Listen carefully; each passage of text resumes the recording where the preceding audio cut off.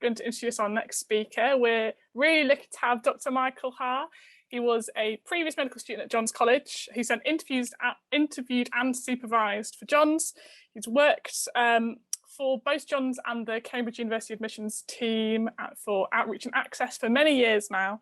And he's now a research fellow in plastic surgery at the University of Maryland. So, Dr. Harr, we're so excited to have you. Hi, thank you so much. And it's good to be here. I'll just now do the slight technical switch of getting a screen share up. So give me just 1 second. We'll be on our way.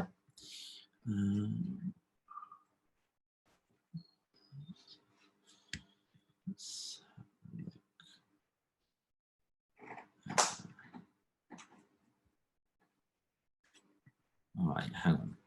Give me just.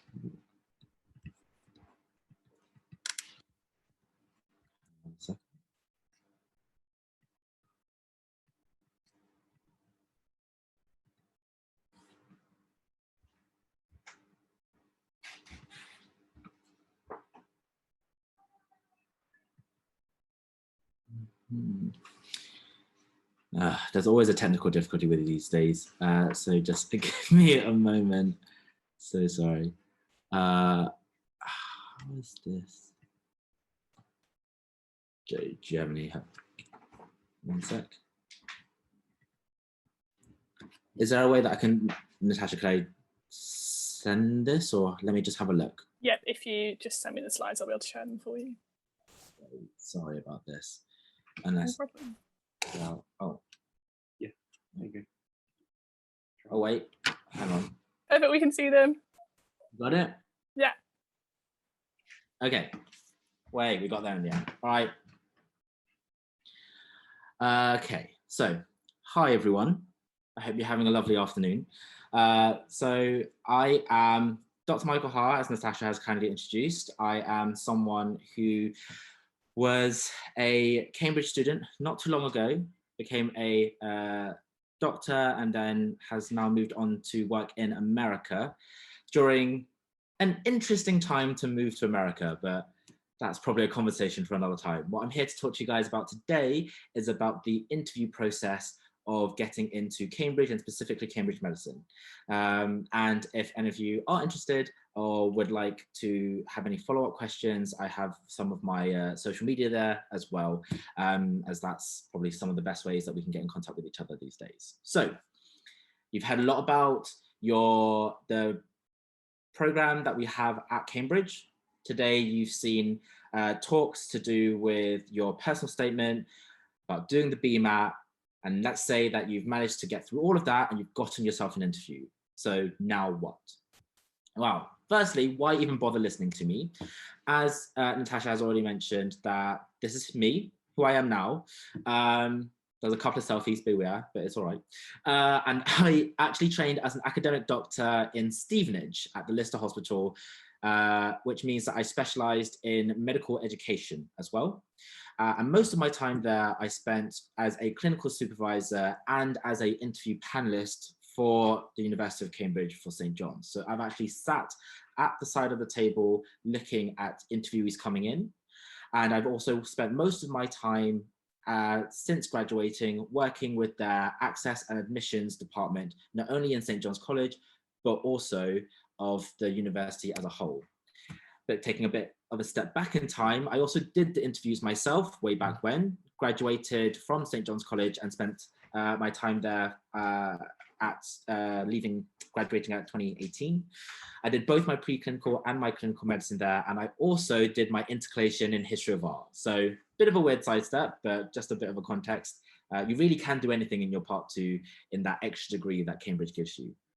But taking an even step back further, this was me as a kid. Basically, this is me kind of in a lot of similar shoes to you guys watching now. At 16 years old, I was born and raised in Hackney in East London. I was someone who neither of my parents went to university, no doctors in the family, and this was a bit of a pipe dream. I went to a state comprehensive, grew up all my life in free school meals, and I was always that kid that kind of like had potential, but didn't really know what to do with it. And so I thought for a moment, okay, I'm going to take a shot, see what I can do, see what I can go, like what's the worst that can possibly happen? If I don't try for where I want to go, I'll never get it. So I thought Cambridge was my first choice. I might as well give it a shot.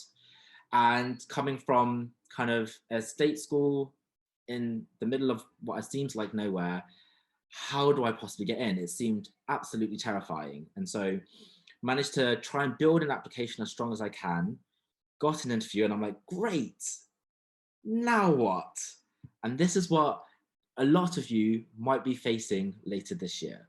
And it can be an incredibly scary process. And I'm here to just kind of guide you through that. And if any of you have any questions, then you are absolutely welcome to ask. But first thing is, what is a Cambridge interview? Now, in your head, and potentially if any of you have like a scrap of paper in front of you, or you can just type out in front of you, in your head, think of what a Cambridge interview is, and what is the one thing you always wanted to know about the Cambridge interview, or just the Cambridge medical interview, or any medical interviews.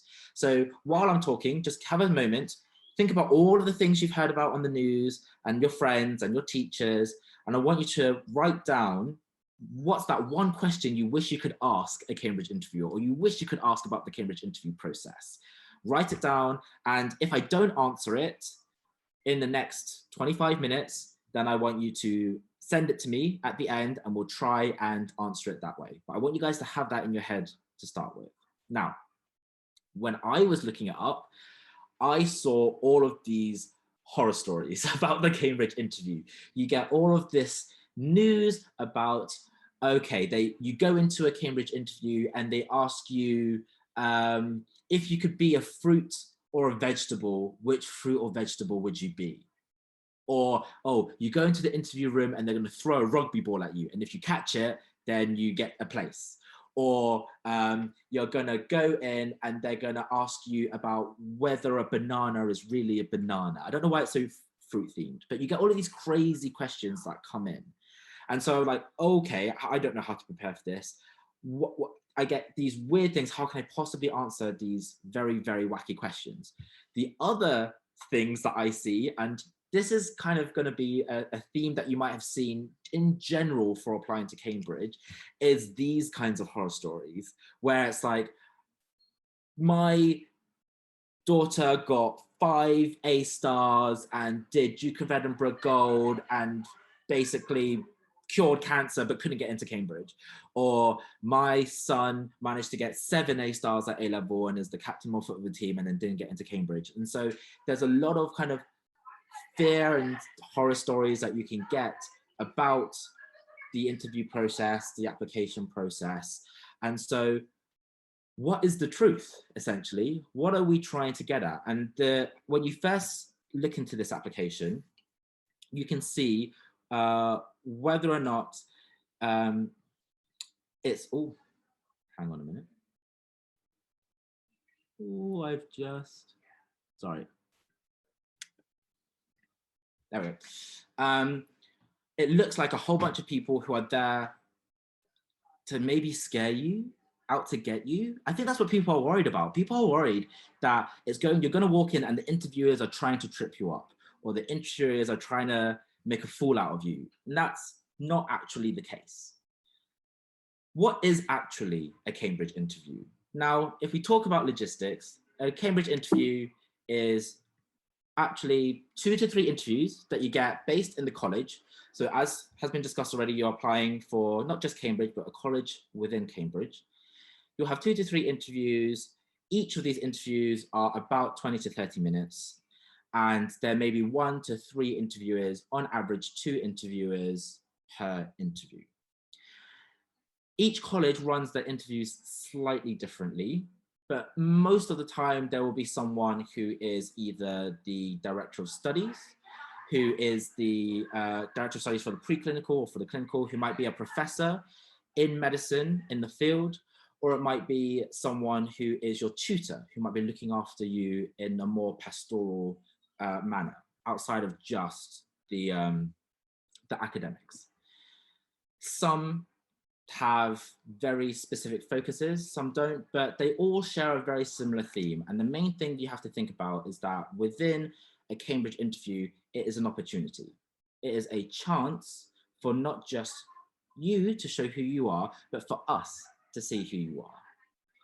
Looking at from the seniors' point of view, if you look at it from our point of view, that's what you have to think of. Why do we do an interview? What's the point of doing an interview? And the reason why we do it is because many people apply with really, really strong credentials, with really strong GCSE grades, really strong A-levels, or a strong personal statement, but that's not necessarily everything about you. Not everything about you as a student, as an applicant, can be summarized in a piece of paper that has your grades on it, that has your personal statement, some writing that you've done, and a BMAT score. Yes, they make up a lot about you, but we don't really get a chance to see who you are as a person and how you think. And so this is our chance to just meet you and see if you are someone who is more than just a few numbers on a piece of paper. So when you think about what we want from you, we want to see someone who is bright and engaged and someone who feels passionate about the course. And there are these themes I'm going to go into more specifics about. But the one thing I wanted to get out to you guys early is that this is an opportunity for you to show us who you really are and who you think you could be, the kind of doctor you think you could be, the kind of student you think you could be. The one thing I have to advocate as someone who's sat on the other side of the table, the person who is watching students, is that when you guys come in, we are completely on your side. I think you can ask any professor, any tutor, any supervisor, anyone who's done an interview. I'm sitting there and I'm your biggest cheerleader. I want so badly for you to do well, because kind of in a nutshell or in reality, it makes our job much easier when we see someone come in who kind of blows us away, who's really passionate, who's very bright, who's very keen, who understands what the subject entails, what the course entails, and is kind of ready to go for it. He's kind of got that curiosity, got that insight, got that passion for academia and for medicine. And we want you to do well, because if you do well, it makes our job so easy, because every year our job is really hard picking from really great students that we want you to do well to make that job easy for us and for you to kind of have an easy shot in. So first things first, the first big point is that we're on your side and we want you to do well. I so badly want everyone to do well because it makes my job easier. Now, let's talk a bit more about the specific themes that can come up. And so this is a question that I get asked. Okay, so we kind of have a gist of what the Cambridge interview is. What kind of questions could you get asked? And then some people ask for like, what are the specific questions that you've asked in the past?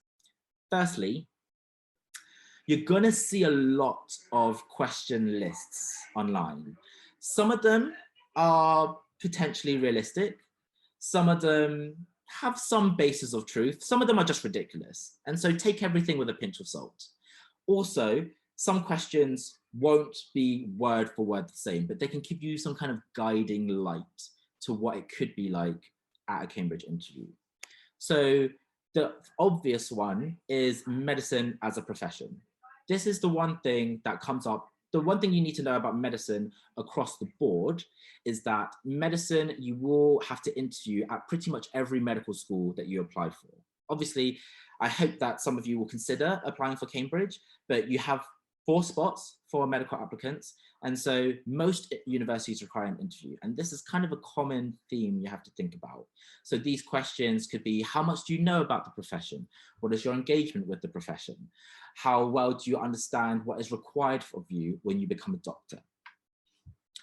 These are things that you kind of could get asked at interview to check, do you know what the course is that you're going into?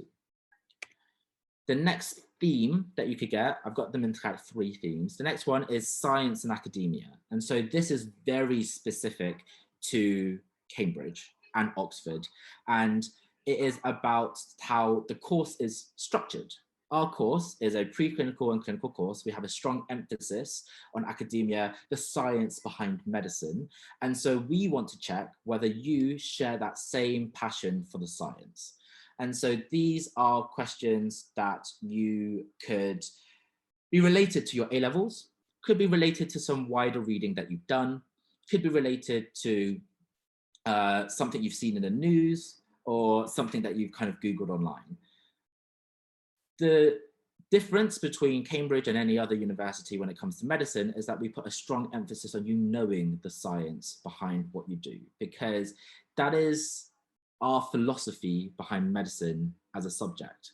Yes, medicine is important because the example I use is that if someone comes in with symptoms of tuberculosis, then you're a good doctor if you know how to treat tuberculosis. The Cambridge philosophy behind medicine is that we should understand where the science comes from all of this. So when someone comes in with symptoms of tuberculosis, do we know how the lungs work normally? Do we know how the lungs work when they're under stress? Do we know what happens when how they work under an infection? Do we know how bacteria normally like to infect? What do bacteria normally do when they go into a cell? And then what's the type of chemicals that can affect bacteria? And then how do those chemicals interact with bacteria to eradicate them, to cure it? And then how do we create medicines specific to tuberculosis? And then what are those medicines called? So instead of just, I know someone has tuberculosis, here's the treatment, our way of thinking is we should know everything that kind of goes on behind the scenes. So it's a lot more, but it's kind of, that's how we understand the root of our subject. That's the reason why we put so much emphasis on it, because then when you know the root of stuff, you know how to create new science, you know how to create new medicine. And so in the interview, what we're trying to look at is, are you someone who has that same way of thinking? Do you like your science so much that you read more about it, that you want to understand every bit of your A-level course, that, you know, something came up in your A-levels that you were confused about or you found interesting and you did more reading on it and found out more information about it? Do you have that curiosity? The last major topic that I have is about ethics and public health. And so this is about what is the concepts behind public health and medicine as an ongoing vocation. What are the things that you have to tackle? This is one that can come up in Cambridge interviews as well as interviews across the UK. And this is, can you logic through an ethical dilemma? Because when you're practicing, you will have to be faced with ethical dilemmas. Things like, would you rather give 50 geriatricians hip replacements, so 50 people aged 70 up, hip replacement, or would you rather give one newborn baby a heart transplant?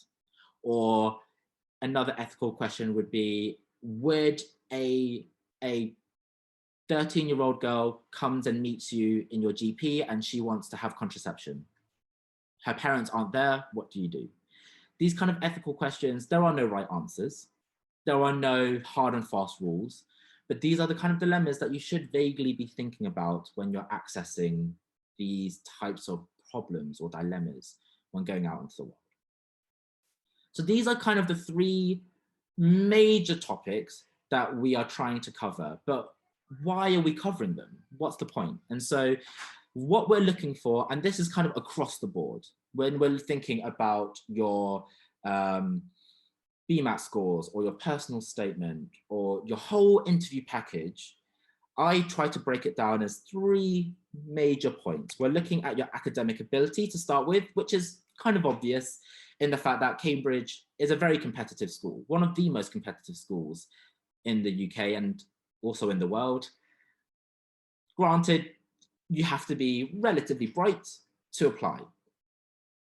Having said that, academic ability is only one of many things that make you up, and it can be accessed or assessed via many different means. So these are things like your GCSE scores, your A-level scores, your BMAT scores. So academic ability can be checked by a test, essentially. How smart are you? Do you know something? Yes or no? That's not enough just to get you into Cambridge, though. The other thing is academic potential. Not only how smart you are, but how smart you can be. So this can't really be assessed with a test, because a test can only test what you already know. How do you test someone and how smart they can be? And so that is something that can be done in an interview. And so the reason why we have these interviews is to check more about your academic potential. And this leads me on to my next point, major point, is that when you are at an interview, it doesn't really matter if you get a question right or wrong. Actually, our questions are designed for you to get wrong. But that's where interesting things start to happen. That's where we start to see the real you. How do you react to getting a question wrong? Are you someone who, when you get a problem wrong, get very flustered, get very nervous, and don't want to find out the answer? Are you someone who doesn't care about the answer? Are you someone who gives up? Or are you someone, when you get a question wrong, you try again?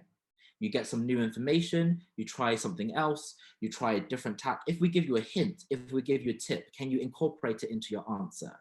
How quickly can you think of a new idea, try a new solution? That is your academic potential. When you are getting questions wrong, that's when you're showing your real skill, your real ability, kind of the real you. Because when you start medical school, you will get loads of stuff wrong. You don't already know the degree. If you already knew the degree of medicine, you wouldn't have to do the degree of medicine. You would already be a doctor. So the point is, everything you learn, you don't know. So what do you do when you're faced with things you don't know? The last thing is teachability. And so not only how smart you are, but how smart can you be? And how smart can you be at this school, at this university? Teachability means that, are you going to survive and thrive and do well within Cambridge University? Are we a good fit for you? Because it's not only about what we're looking for in terms of what we'd like you to be, but do you like the way we like to teach?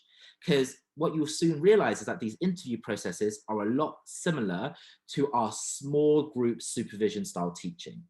When you're at Cambridge, actually, a lot of your teaching can come from lectures, but these supervisions as well, where you're in small groups, talking with a leading professor or a leading academic in their field, or me, not so much of a leading academic, but I also supervise as well. And you could be talking to one of us, and it's very, very intense, but it's a really great way to really tackle problems and engage in problems. So how does this fit in with all of the preparation that you do for your application? To address this problem, how do you kind of prepare? I get asked, as someone who's worked in outreach, who's worked in access, who's worked across multiple different schools up and down the country, from different backgrounds, from state schools to private schools to graduate students to secondary school students. I get, as someone who's been in the process, been a medical student, someone who's now is part of the admissions process and interviews, here's the kind of plethora of stuff I get. And so what you've seen today is on the right, in the middle, it's like, what do they ask at interview? What are you looking for at interview? How do I prepare for an interview? And so I've already told you now, just to go over what we've said, what we're looking for at interview. We're looking for someone who is bright, someone who has the potential to learn, and someone who we can teach. And then from our topics, you're someone who understands medicine as a profession, is passionate about science, and understands the ethical dilemmas and the public health nature of medicine. But what does that mean to you? How do you prepare for all of that? And so I get all of these questions, and I try and distill down these questions into two big themes, okay? So you get all of them, and the main themes that I get asked is, what do I want to do? Like, do I want to do medicine? Do I want to do Cambridge as a university? And the other question is, how do I do it? How do I get it? How do I achieve this goal? These are the main questions I get constantly asked, back and forth, right? The thing that I would recommend to you guys about your preparations is that, and this is now going beyond interviews. Beyond interviews, I want you to think about these two questions. Do I want to do Cambridge medicine? And how do I want to do it? And my answer to you guys is that figuring out that answer is the same thing, all right? Back and forth, the same thing, all right? And then how you get in is the evidence that you use to prove this. So what I mean by this, and this might seem like a lot that I'm talking to you about in a short amount of time, but let's say Cambridge is a very scientific course, all right? So what do I want? How do I get into a really scientific course? How do I get into the fact that it's super science heavy? Well, firstly, do any of you like super sciencey stuff? How do you figure that out? Now, this can be easily achieved by everyone here. Can you put your hands up if you have internet? Trick question, because all of you are on this course, you all have internet.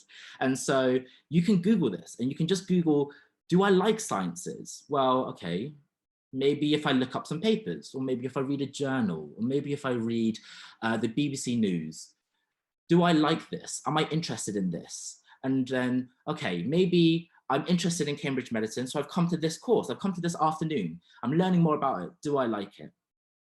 Be selfish in the way that you look after and go after this idea, go after this dream by saying, okay, don't worry about whether you're going to get into Cambridge or not. Worry about whether Cambridge is right for you. Worry about whether medicine is right for you, and go and do your research to find it out.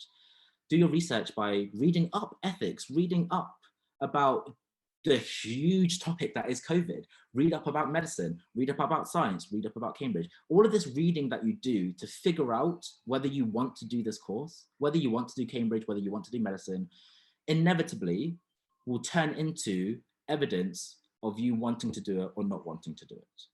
And so people ask, okay, do I have to read this book? Do I have to go onto this website? Do I have to practice these interview questions?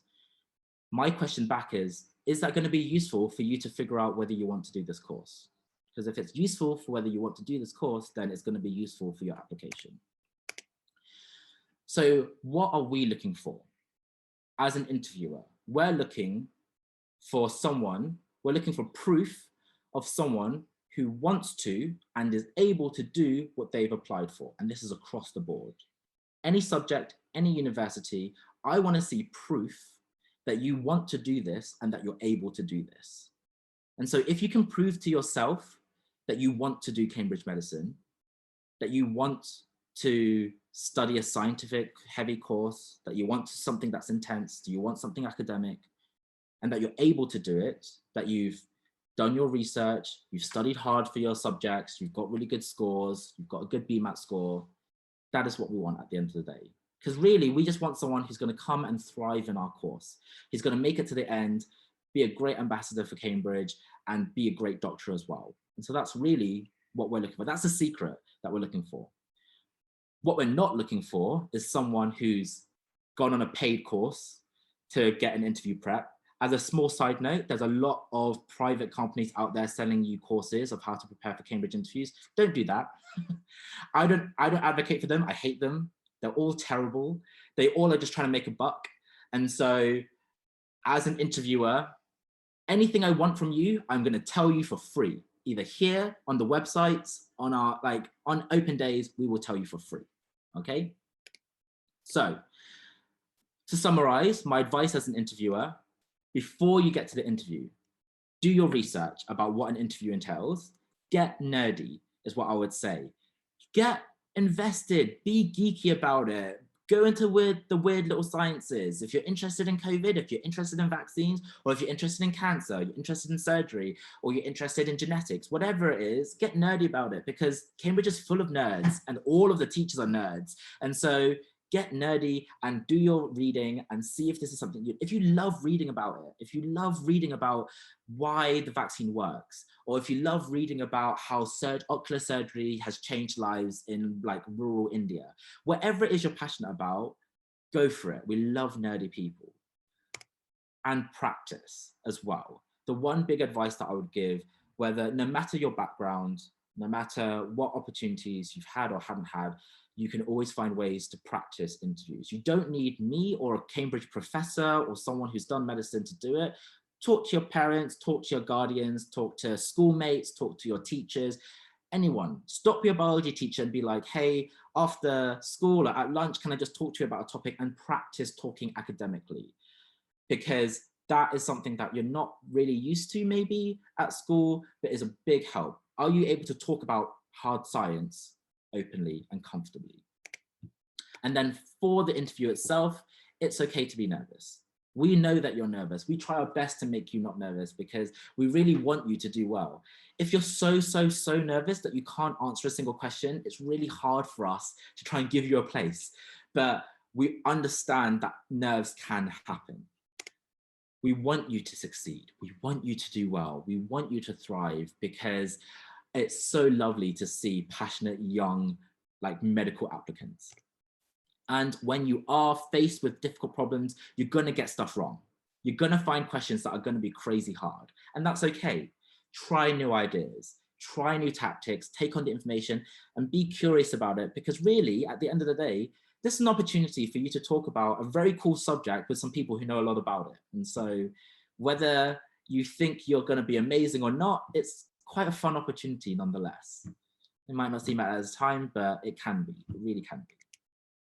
Right, that is my whistle-stop tour through interviews and my interview experience. This is my one big advice that I want to give every single person I've seen who's walked into our interview rooms, and everything I wanted to tell every single one that walks in. If you have any questions, I'm going to very quickly have a glance and see some of the Q&As.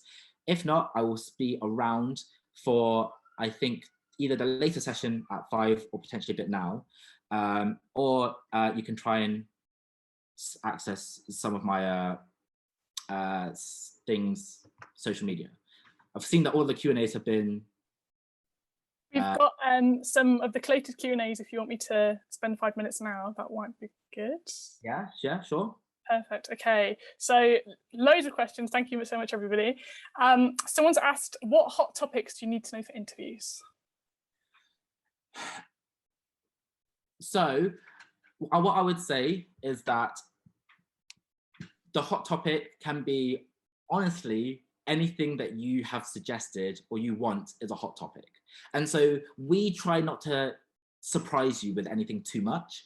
We try to go off of what you've given us. So if your personal statement has mentioned some topics, that's your hot topic, all right? And most people in their personal statement has said something about, oh, I love reading about science, I love reading journals in the New Scientist, or I love going on to BBC News. They were like, cool, what's something in the BBC News that you've read about recently that you found interesting? Or you said, hey, you like to read up about science. What's the most recent thing that you've read that you found interesting? There are some hot topics where we kind of expect everyone to know about.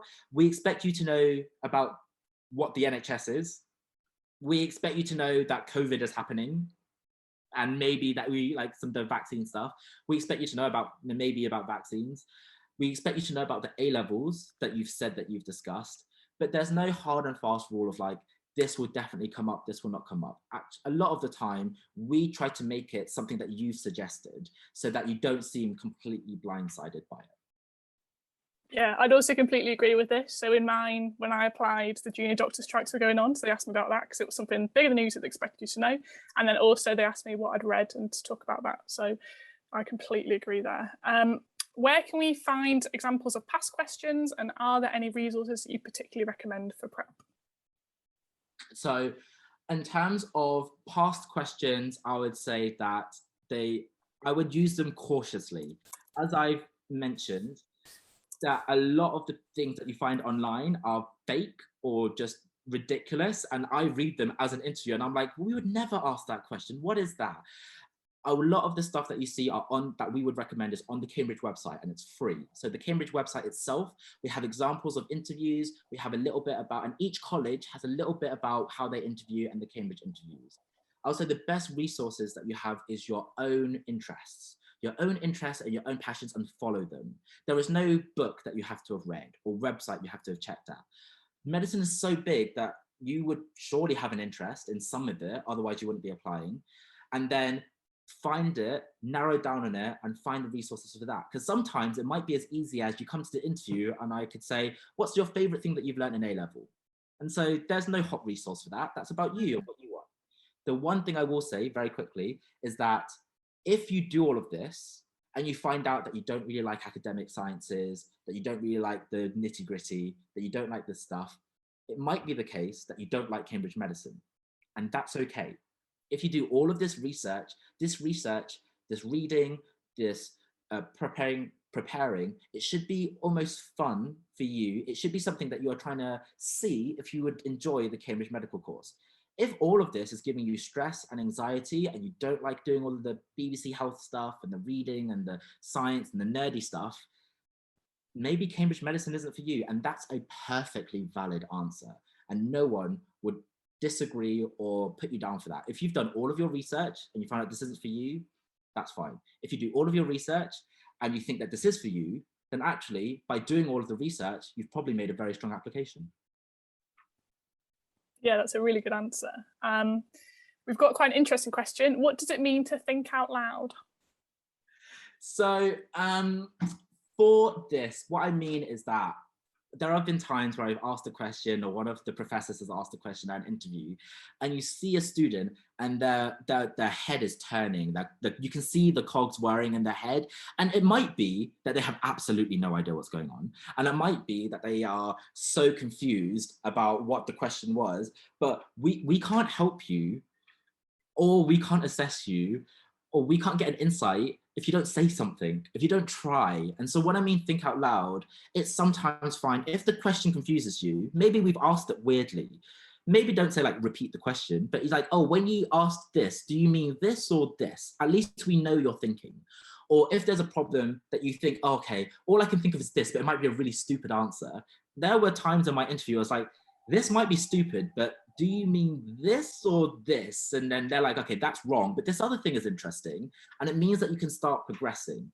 So thinking out loud is just a way for us to just get an insight into how you work and get the conversation going.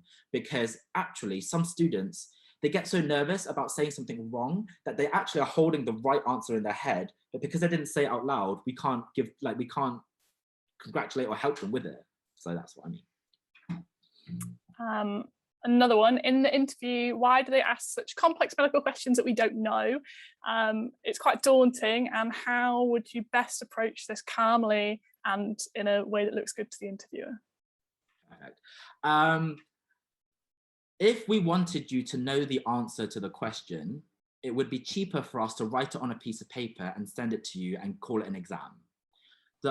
The point of an interview is not for you to get the right answer. The point of an interview is that we have so many people, and there are a lot of people out there who basically have been tutored all of their life and basically someone else wrote their personal statement.